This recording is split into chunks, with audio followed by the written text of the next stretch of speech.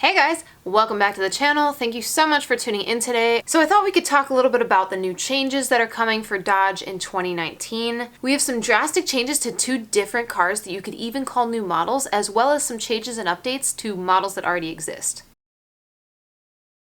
So I come to you guys today with an ad for Cover Insurance. I have a personal experience to talk about, so if you own a Hellcat, listen up. Cover is an app you can download that will help you find a lower insurance premium than you currently pay on just about anything. Their slogan is, if you can take a picture of it, we can cover it. That being said, I do not pay a lot for car insurance.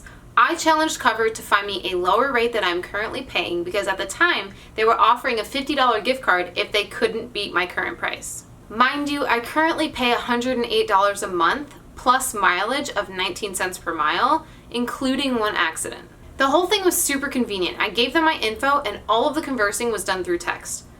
I hate talking on the phone, so that was perfect for me. First, the agent actually did find me a lower rate, much to my surprise. I then made the agent just double check that the accident was accounted for because I wanted my Amazon gift card. He then realized that it wasn't, which made the premium go just above what I'm currently paying through my current provider. So if you're currently shopping car insurance or if you're not, go give Cover a chance. You're not out anything if they can't beat your current rate, but they got so close to my $108 a month, it's totally worth a chance. We all know how high these insurance rates can go for 707 horsepower or even 500 horsepower. I had an awesome experience with them, and when my premiums start going above what I want to pay, I know where to find them. So as always guys, thank you so much for watching the ad, and now back to the video.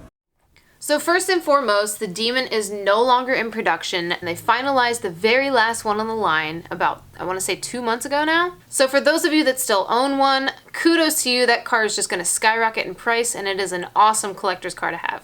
Okay, but as far as the two most talked about cars right now from Dodge, we've got the Scat Pack Widebody, and then we've also got the Hellcat Red Eye. I was trying to find you guys some rumored price points and some more details, but honestly I can't find too much confirmed information on Google right now. So here's what I believe to be true about the Scat Pack Widebody. As far as I can tell, it's going to have a Hellcat hood, it's going to have a Hellcat spoiler, and of course the wide body.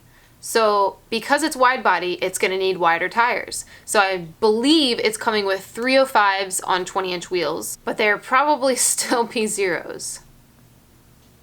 Okay, here's my opinion about all of the changes for the Scat Pack Widebody. I think it is absolutely awesome that now they're offering a wide body on the Scat Pack because the wide body allows the car to perform so much better. I got a chance to drive the wide body Hellcat a few times and it handles like a dream. It is night and day from my personal Hellcat. The wide body and the wider tires with more grip it's like a completely different driving experience. I know that the price point is going to be extremely reasonable as far as performance and value compared to everything else in the market, but I have one tiny complaint. Apparently the regular Scat Pack is also going to have a Hellcat hood and a Hellcat spoiler, which means my Hellcat now looks like an up-badged Scat Pack. So you're going to have to look under the hood to make sure I'm driving a Hellcat now. I mean, honestly, it's not that big of a deal. I just think that I just kind of feel like sometimes they get too ahead of themselves with bringing out the new models and maximizing what's currently out there to the point where it makes the current owner's car feel a little obsolete. But you really can't blame Dodge for updating and maximizing these cars because what you get for the money and for the value is like, why wouldn't I want to buy this? Which in turn starts to help dominate the market. You see more Hellcats and more Scat Packs and more even Chargers on the road more frequently, which actually brings me to the next topic, the new Hellcat. So the new Hellcat, in my opinion, does not make me feel obsolete about my current car.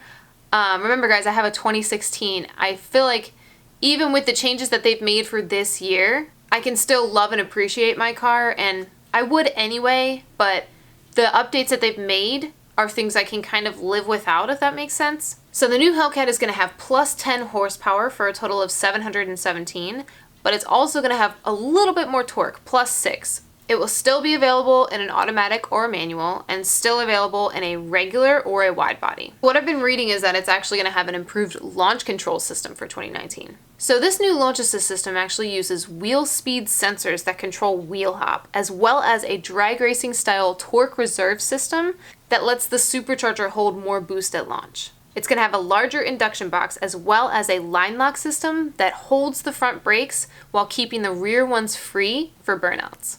And now it's going to come standard with a houndstooth cloth interior option as well as 3 other leather options. So all in all, I don't think the changes are super drastic. It's definitely going to have some cool performance options. I still love my Hellcat so much though, so I don't think I'm going to be trading up or anything like that. Okay, so lastly, the star of the entire lineup is the new Hellcat Red Eye. This car is going to have 90 more horsepower than my Hellcat and 80 more than the current Hellcat coming out for 2019, for a total of 797 horsepower. It's also getting a little boost in torque. My car currently has 650 pound-feet torque. This one's going to have 707 pound-foot torque, which I actually love the little reference to 707, keeping it Hellcat style. It's still going to have a 6.2 liter Hemi, but it's going to have a larger supercharger at 2.7 liters versus my 2.4 liters. And for all you manual enthusiasts that think everyone in the world should drive a manual if they drive a Hellcat, you're going to have to suck it up and drive an 8-speed auto if you want a Hellcat Red Eye. So this car is of course going to come with a wide body, but it's also going to come with an aluminum twin snorkel hood, which is a really cool throwback to the 70s. Okay, I want to read you one line from an article I'm referencing on cars.com that's actually really awesome.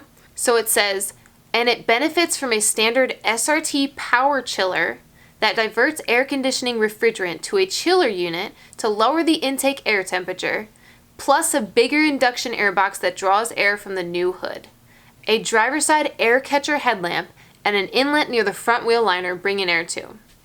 How crazy is that technology?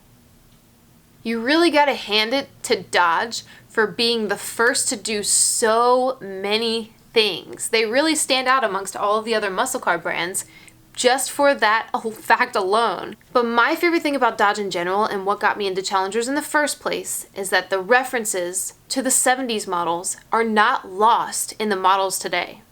I love that you can look at my Challenger and see where it came from. I will be honest though, I'm not loving the twin snorkel hood.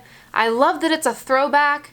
I've always been one to appreciate the looks of things, and for some reason I just don't like how it looks. I feel like now, especially with the new spoiler, there's just too many lines going on the car. It kind of like makes me start thinking of like how the Camaro doesn't look anything like the old car and the Mustang doesn't look anything like its old car. Maybe it'll grow on me as time goes or if I see it in person, but as of right now, my knee-jerk reaction is I don't love it. So all of these models are supposedly hitting dealerships late 2018. Okay, so I know there are a ton of other facts and things that I'm not referencing. Honestly, not all the information is out yet, and what's out might not be 100% correct. In the meantime, please sound off in the comments because I would love to hear what all of my MOPAR enthusiast followers think of the new changes. Another small tidbit, I might actually get a chance to drive the new Widebody Scat Pack as well as the new Hellcat Red Eye, I believe sometime in August. So if you guys want to follow along, make sure to subscribe now. And as always, thank you guys so much for watching, and I will catch you in the next one.